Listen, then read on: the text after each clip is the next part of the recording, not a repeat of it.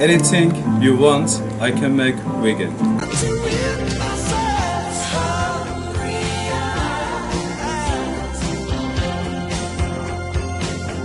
St. Augustine said, "The world is a book, and those who do not travel read only one page." Don't get me wrong, I love Atlanta, but the world is a mighty big place. Good morning, veggie enthusiasts. It started off as overcast, but it's shaping up to be a beautiful day. If I'm lucky today, then I will get to Topkapi Palace and a couple of museums before the day is out. That's if I'm lucky. Fingers crossed.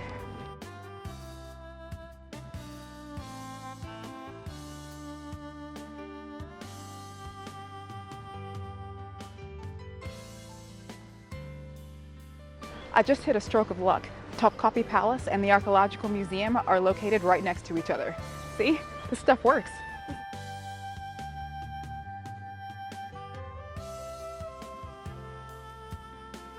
I just climbed another mountain. I understand why Istanbul can't just be flat.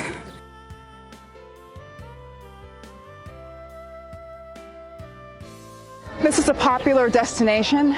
The line to get in here is really long. I found it extremely helpful to have the tourist sightseeing pass because I was able to skip that line and go straight through security.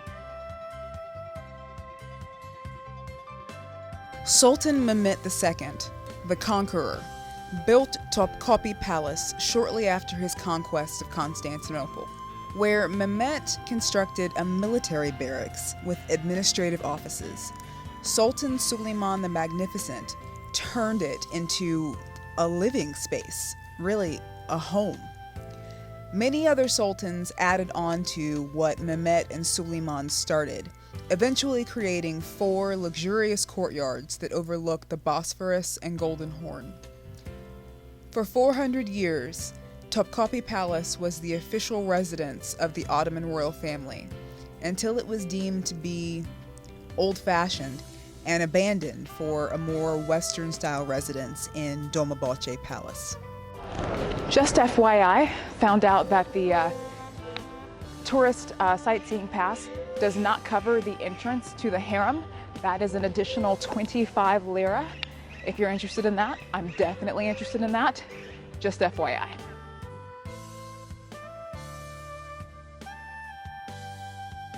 The harem is worth your extra money, if only to clear up your misconceptions. It was not a place of orgies and debauchery. The word harem means forbidden. It was forbidden to all men except the Sultan and his eunuchs. The Sultan's mother ran the harem, in the sense that no woman saw the Sultan without her approval. The women were usually Christian slaves who were given to the Sultan as a matter of keeping peace. They were required to convert to Islam. Most often, the Sultan did not take a wife and would sleep with many women and have many children. The Sultan's favorite concubines, usually those who bore him a son, were known as Hazaki. According to tradition, once a woman bore the Sultan a son, she was not to sleep with him anymore, as to make sure she did not divide her attention among multiple sons. The upside to this tradition is that the Ottomans never ran out of heirs, like, for example, the infamously infertile English Tudor or French Valois dynasties of the same era. The ugly side of this practice is that there could be too many sons, and in many instances, brothers would kill brothers for the throne. The tradition broke with Suleiman, who fell in love with and married Roxolana. She became known as Harem Sultan, and bore Suleiman many sons, one of whom would eventually succeed him. The coolest stuff that's here, they don't actually let you film or take pictures of. Previous to this, I didn't know that the Muslims had like relics. I thought that was just a Catholic thing, but they do. I don't even know where to start. There was so much in that room. They had the sword of David, who's considered to be a prophet, the staff of Moses, the thing that turned into a snake, that was in there. They have the footprint of the Prophet Muhammad, and his beard was in there too, and a whole bunch of other stuff I can't even remember. There were so many things in that room.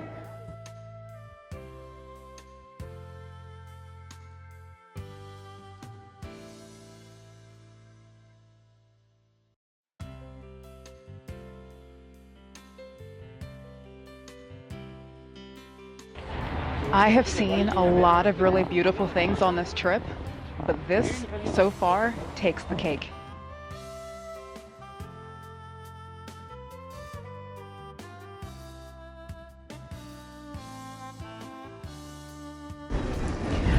I am now leaving Topkapi Palace and heading toward the Archaeological Museum. My camera, though, is about to run out of battery, so I'm not sure how much more I'm going to be able to film. I have just entered the museum complex. There are actually 3 museums within this complex that are just kind of known altogether as the Archaeological Museum. With the tourist sightseeing pass, I was able to go straight through, did not even have to go through the ticket line and through security and get right in. So let's get started. And because I'm running out of battery, I'm probably going to take more pictures than film footage.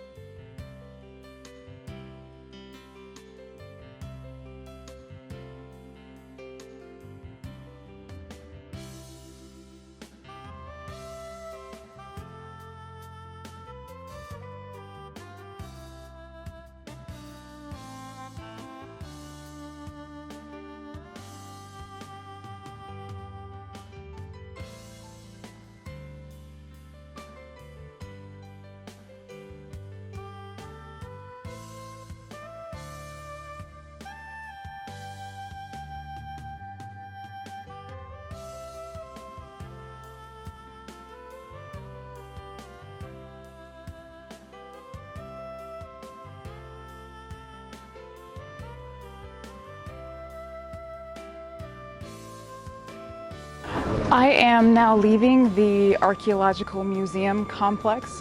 I'm disappointed that the sarcophagus, Alexander's sarcophagus, was not open for visitors, but I guess that's just one of the things that you have to deal with whenever you come. There's going to be something that's closed. But other than that, I was impressed with what they had. Particularly, they didn't just have things from Turkey. They had things going all the way back to Mesopotamia, some things from Egypt, some things from Italy. But now I'm amazed, number one, that I still have film left, and number two, I need to get some food now. I'm hungry, I'm tired, my shoulder hurts. It's food time.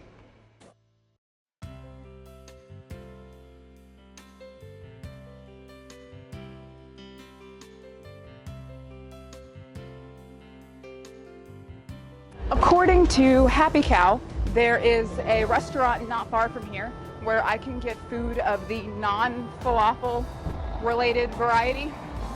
And don't get me wrong, I love falafel, but you know, change is always good.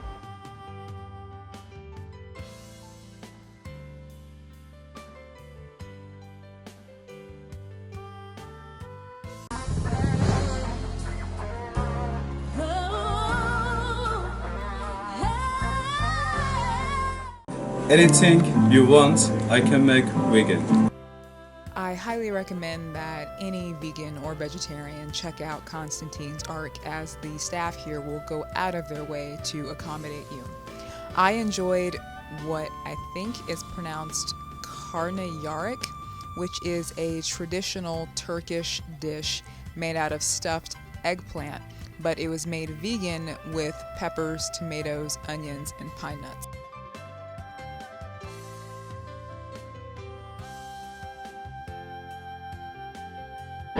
I just left the Museum of Turkish and Islamic Arts. When I was at the restaurant, I got my camera charged up, so I was ready to take some film footage for you guys. I get there, no cameras allowed. Yeah, so that was a bust. I enjoyed it though. Lots of art, obviously. Lots of carpets. One thing that I just learned while I was in there that I didn't previously know. After you do the Hajj, let me back it up. Muslims have the 5 pillars of their faith, and one of them is called the Hajj. The Hajj is the pilgrimage to the holy city of Mecca that you're supposed to do once in your life if you are physically and financially able to do so. Once you complete that, I don't know if this still happens, but this was a museum, so they had old stuff in it. You get a certificate. A certificate that says that you completed it, I guess. Kind of like you get when you complete a subject or a degree or something. But anyway, I thought that was cool. So I am done for today. I'm tired sufficiently. Got a lot of film footage. Need to turn around and make it into a video. And eventually it's going to get dark. It gets dark quickly. So thank you so much for watching, guys. Sorry I couldn't get you more film footage today. I saw a lot of really cool things, but rules are rules. Thanks for watching. Love y'all. See you later. Don't forget to leave your comments below. If you enjoyed this video, then give it a like. Subscribe if you haven't already, and don't forget to stalk me on Instagram at ATLVegOut.